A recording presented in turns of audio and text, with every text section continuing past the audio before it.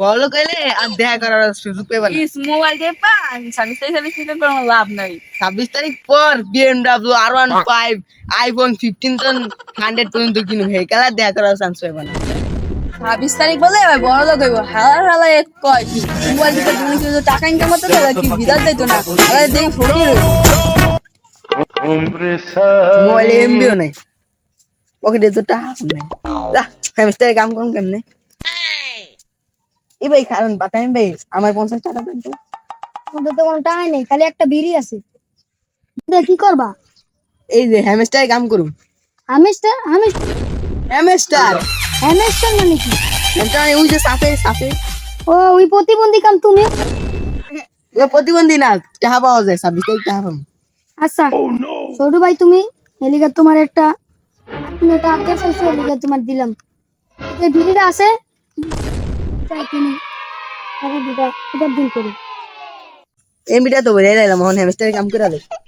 ওরে আমার নবীজিনা ভাই আমারে মাস্টার টাকা দেন ভাই, আমার সকালেতে আমি কিছু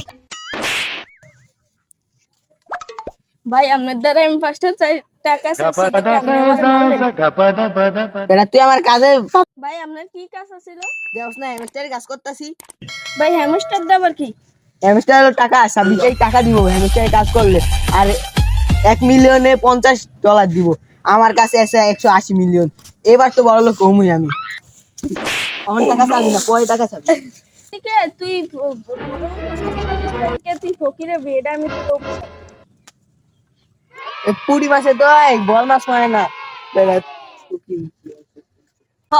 দেখ সময় কাজে লাগে, যা যা। আল্লাহ রাসূল খরাত দিয়া যান।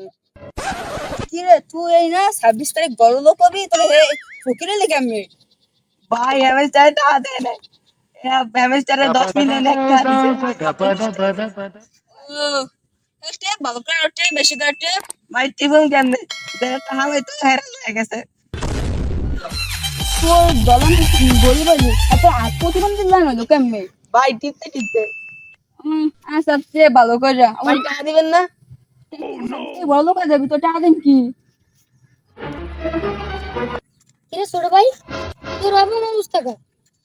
ভাই হেমিস্টারে কাম করে না, হামেস্টার কাম করে এত খারাপ অবস্থা? টাকা দেয় না, মাত্র 20 টাকা পাইছি।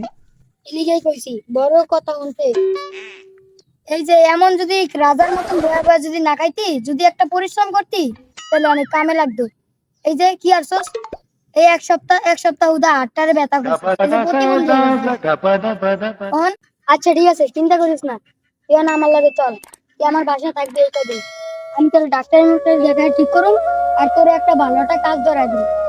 এই কাজটা তুই মন দিয়ে